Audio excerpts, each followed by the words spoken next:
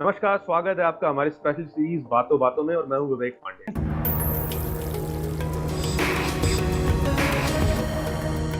हमारा टॉपिक है कोविड-19 protocol, cost and treatment for the common man. हमारे साथ आज मौजूद है Joy Chakraborty, chief operating officer Hinduja hospital, और Anurag Rastogi, member executive management, chief actuary and chief underwriting officer at HDFC Ergo general insurance.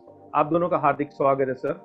बहुत बहुत धन्यवाद विवेक, हमें अपने शो पे लाने के लिए। Thank you. मिस्टर चक्रवर्ती, मान लीजिए कोरोना से कोई संक्रमित हो जाता है, उसे पता लगता है कि उसे कोरोना हो गया है, तो सबसे पहले उसे क्या करना चाहिए? What are the SOPs, guidelines क्या है इसके लिए? आज के दिन में ये जो गाइडलाइंस है ये वैरी होता है सिटी टू सिटी में।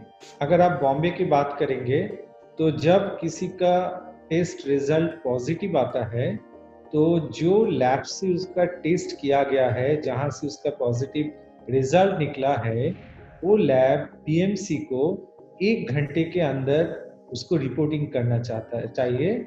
और BMC उसके बाद जिसका पॉजिटिव रिजल्ट है उसको कांटेक्ट करते हैं। उसका एक असेसमेंट होता है जिसके हिसाब से डिसीजन लिया जाता है कि उसको हॉस्पिटल में भेजना चाहिए कि क्वारंटाइन सेंटर में जाना चाहिए, नहीं तो कौन से टाइप का फैसिलिटी में उसको एडमिशन लेना चाहिए। मगर अभी ऐसे सिस्टम डेवलप हो रहा है जो स्टेट में ज़्यादा कोरोना के पेशेंट, ज़्यादा कोरोना के मरीज है, उसके लिए एक सेंट्रलाइज्ड कॉल सेंटर जैसे क्रिएट किया गया है और वो लोग डिसाइड करते हैं किसको कहाँ पे भेजना चाहिए। अनुराग जी, मैं आपसे यहाँ पे जानना चाहूंगा कि जो इंश्योरेंस इंडस्ट्री है वो हॉस्पिटल और पेशेंट को किस तरह से यहाँ पर असिस्ट कर रही है।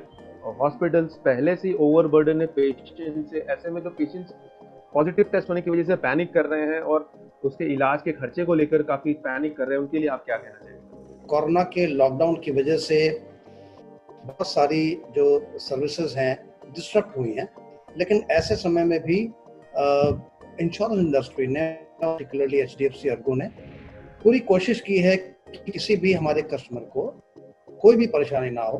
तो हमारी जो कॉल सेंटर लाइन्स हैं वो 24 घंटे के लिए 24/7 चालू हैं। हमारे ईमेल 24/7 चालू है।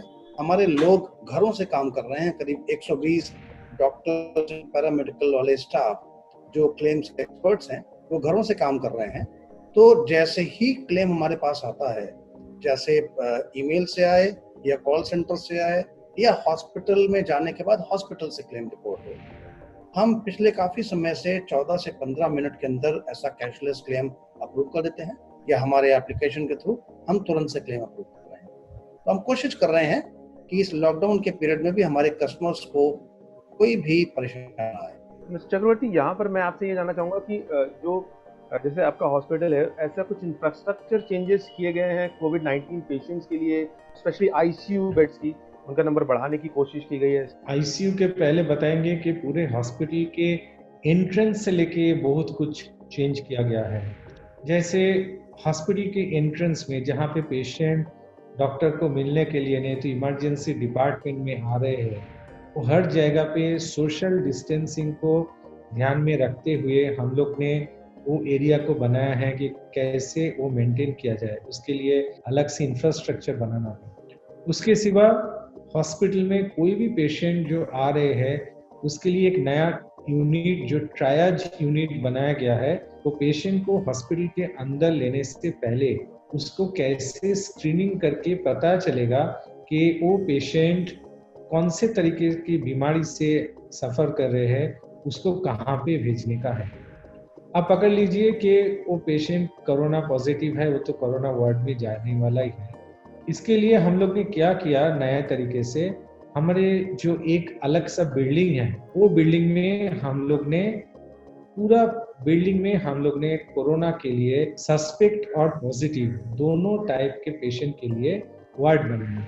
इसके लिए सबसे जो इम्पोर्टेंट चीज़ें होते हैं वो है नेगेटिव आइसोलेशन।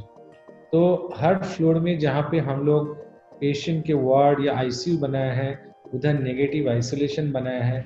मिस्टर रस्तोगी, क्या आपकी कंपनी कोविड-19 के लिए कुछ स्पेसिफिक ऑफरिंग्स लेके आई है, और जो एग्जिस्टिंग पॉलिसी होल्डर्स हैं उनके पास क्या बेनिफिट्स हैं? देखिए, हमारी कंपनी बिलीव करती है कॉम्प्रिहेंसिव कवर देने में। तो हमारे जितने भी हेल्थ इंश्योरेंस के प्रोडक्ट्स हैं उन सब में कोविड से रिलेटेड हॉस्पिटलाइजेशन पूरी तरह से कवर्ड है, फुल सम इंश्योर्ड के लिए कवर्ड है। पैंडेमिक कवर जैसे कुछ कंपनियां बात कर रही हैं कवर्ड नहीं होगा, हमारी पॉलिसीज में पैंडेमिक कवर का कोई एक्सक्लूजन नहीं है। आमतौर पर एक पेशेंट को ठीक होने में तकरीबन कितने दिन लगते हो? अगर जैसे कोई माइल्ड सिम्टम है उसे सीवियर केस तक जाने में कितना वक्त लगता है? देखिए, आज के दिन में हम लोग ने जो देखा है 80% पेशेंट जो पॉजिटिव है वो एसिम्टोमेटिक है और उसने नेगेटिव भी बन गया एसिम्टोमेटिक ही होके। सो ये है कि 80% केस में कुछ देखने को ही नहीं मिलता है।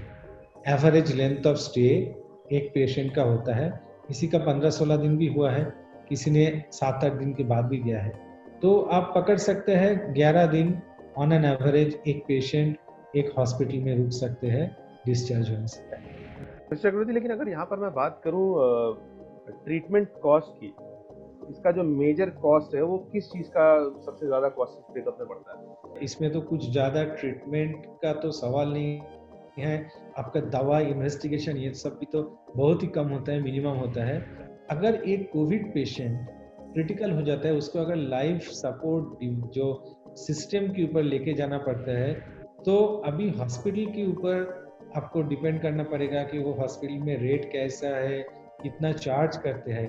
तो ये कोविड में क्रिटिकल पेशेंट और नॉर्मल क्रिटिकल पेशेंट के बिल में मेरे हिसाब से ज़्यादा फर्क नहीं गिरेगा, क्योंकि ये ऑलमोस्ट सेम रहेगा। नहीं, हमारा एवरेज कॉस्ट इसमें करीब करीब 2 लाख के आसपास आ रहा है, जिसमें बहुत सारे केसेस में कम भी है और बहुत कम केसेस में जहाँ क्रिटिकल केयर की जरूरत पड़ती है वहाँ ज़्यादा है, लेकिन ऑन एन एवरेज 2 से 2.25 लाख के बीच में कॉस्ट आ रही है हमारी क्लेम से। और जहाँ कहीं ये वेंटिलेटर का इन्वॉल्वमेंट होता है तो वहाँ पर कितनी कॉस्ट वेंटिलेटर? तो वहाँ पर तो ऑब्वियसली बढ़ जाएगी। जो नाउ अभी केस टू केस बता पाना मुश्किल है, मैं एवरेजेस की बात कर सकता हूँ। एवरेज हमारा 2 से 2.25 लाख है, लेकिन ऐसा भी सही है कि कुछ केसेस में 8-9 लाख रुपए का हुआ है, लेकिन ऐसे केसेस बहुत कम है। सर, तो यहाँ पर मैं आपसे एक चीज़ पूछना चाहूँगा कि जैसे आपने स्पेसिफिक प्रोडक्ट्स की बात की, तो क्या कुछ कैपिंग भी की गई है कोविड-19 के ट्रीटमेंट में और कुछ एक्सपेंसेस हैं जिन्हें अलाउ नहीं किया गया है? देखिए, कोविड के लिए कोई स्पेशल कैपिंग नहीं की गई है। हालांकि इंश्योरेंस इंडस्ट्री, गवर्नमेंट सब बात कर रहे हैं कि कोविड के ट्रीटमेंट के लिए कोई प्रोटोकॉल होना चाहिए जिससे कि एक स्टैंडर्डाइजेशन मार्केट में आए और जिससे इंश्योरेंस कंपनीज जल्दी से जल्दी क्लेम्स को प्रोसेस कर सकें। जी, मिस्टर चक्रवर्ती, मिस्टर रस्तोगी, आप दोनों का बहुत बहुत धन्यवाद कि आपने अपना कीमती समय हमारी इस चर्चा को दिया। दोस्तों, उम्मीद करता हूँ कि कोरोना वायरस और इसके इलाज के खर्चे के प्रति आपके जो सवाल थे उनका आपको जवाब मिल गया होगा। अपना और अपने परिवार का ख्याल रखिए, सरकार की गाइडलाइंस का पालन करिए और स्वस्थ रहिए। धन्यवाद।